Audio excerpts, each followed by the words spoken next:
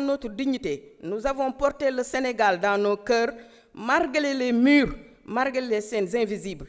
À l'extérieur, un peuple meurtri. Pendant notre emprisonnement, le pays a souffert avec nous et nous en sommes reconnaissants. Des mères qui ne dormaient plus, des enfants qui ne comprenaient pas, des familles divisées, une jeunesse traumatisée, une partie de la population terrorisée par les nervis et la répression. Aujourd'hui, nous sommes libres et debout.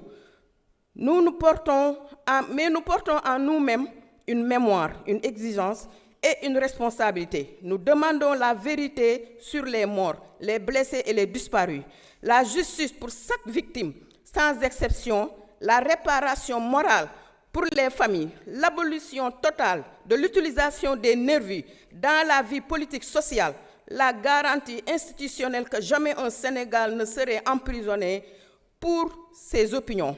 Madame la ministre, nous incarnons une nouvelle ère, mais cette ère doit commencer par un engagement clair. Plus jamais ça, transformons la douleur en force nationale. Nous ne cherchons ni vengeance, ni revanche. Nous voulons la vérité, la justice et la paix. Nous voulons reconstruire un pays où même l'adversaire politique garde sa dignité. Un pays où la jeunesse n'a plus peur. Un pays où les prisons ne seront plus des lieux de détention arbitraires. Nos jours, nos mois, nos années passées en prison, nos souffrances ne doivent pas être vaines, mais doivent servir de leçon pour notre Sénégal. Ils doivent éclairer l'avenir. Que Dieu protège le Sénégal, que la justice, la vérité et la paix gardent notre nation. Je vous remercie. Merci beaucoup, honorable. Anta Dieng, vous avez la parole. Bakary Diédhiou se prépare. Elle n'est pas là. Bakary Diédhiou, vous avez la parole. Madi Danfakha se prépare.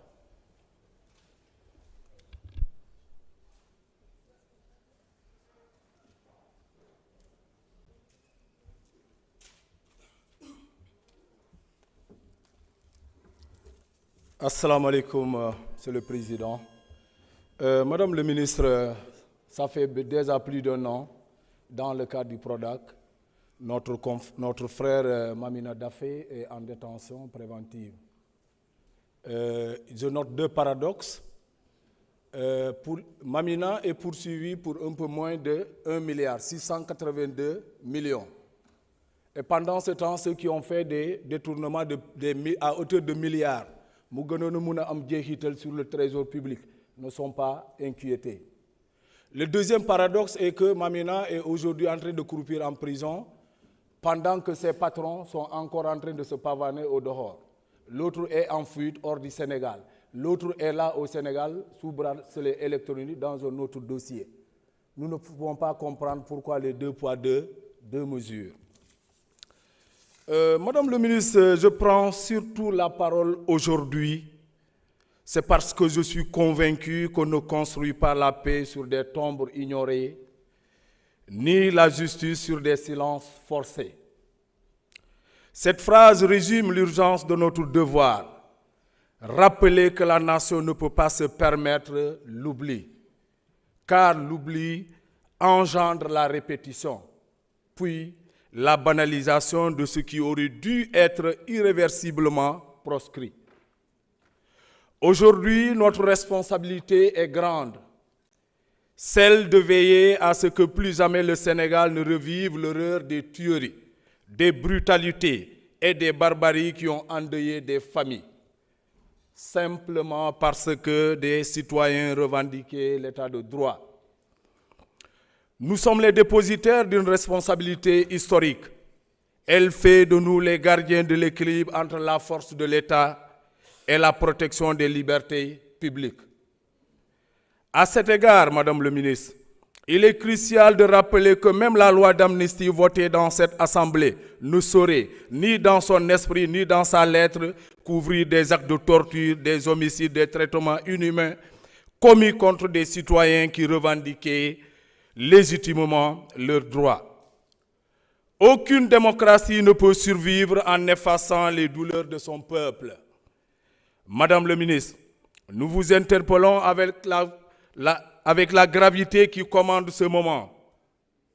La justice n'est pas une abstraction ni une mécanique froide.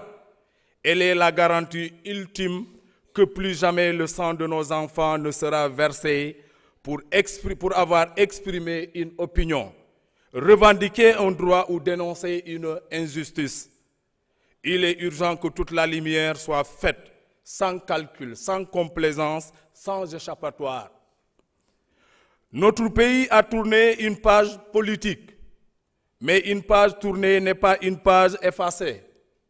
Elle doit être lue, comprise et assumée.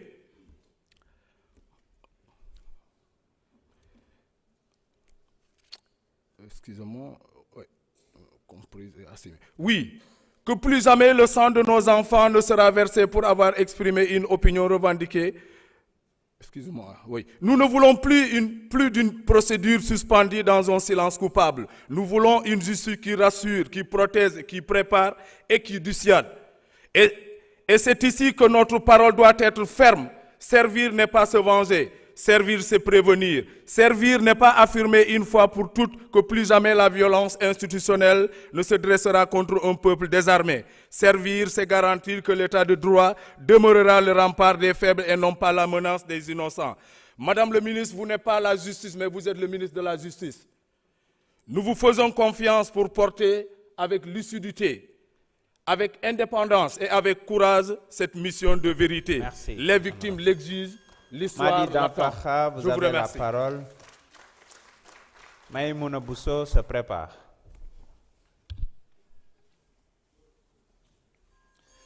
Assalamu alaikum wa rahmatullah. Madame la ministre, permettez-moi de vous adresser mes sincères félicitations pour votre nomination à la tête de ce département. Un département hautement stratégique pour la stabilité et l'équité dans notre pays. Votre engagement à réconcilier la justice avec le peuple et à garantir l'égalité devant la loi est porteur d'espoir et de confiance. Je me permets aussi de saluer et féliciter les efforts que vous faites dans la justice judiciaire, la protection judiciaire de l'enfant, la bonne gouvernance des droits humains et le pilotage et coordination, enfin dans l'innovation et modernisation, telle que la mise en place du Centre national de casier judiciaire. Madame la ministre, nous avons été interpellés par nos concitoyens, plus précisément à Tambacounda. Nous avons certain qu'à Tamba, il y a des retards dans la délivrance des actes administratifs. Il y a des certificats de nationalité, mais il y a aussi jugement d'hérédité, jugement de divorce. Parfois aussi, il y a des convocations des époux dans le cadre de procédures judiciaires. Si nous avons certain que les documents, les citoyens peuvent un délai d'une semaine. Mais malheureusement, pour un document, il faut attendre 6 à 8 semaines ou même plus. Nous avons que parfois, il faut handicaper les citoyens. Nous devons vraiment apporter des solutions par rapport à ça. À Tambacounda, on a constaté que Ben magistrat pour une population estimée à plus de 500 habitants. Et aussi pour une population carcérale environ 500 détenus. Nous savons aussi que Tamba, ben juge d'application des peines et un seul président. Yooyu yëpp mu nekk sous-effectif bi nga xam ni souvent dafay causer ay jafe-jafe pour citoyens yi. Di rappeler aussi que les bâtiments des deux tribunaux, à savoir le tribunal de grande instance et le tribunal d'instance, dañoo yàgg ay bâtiments yu màgget la bu dee am ngeen leen ko mën a permettre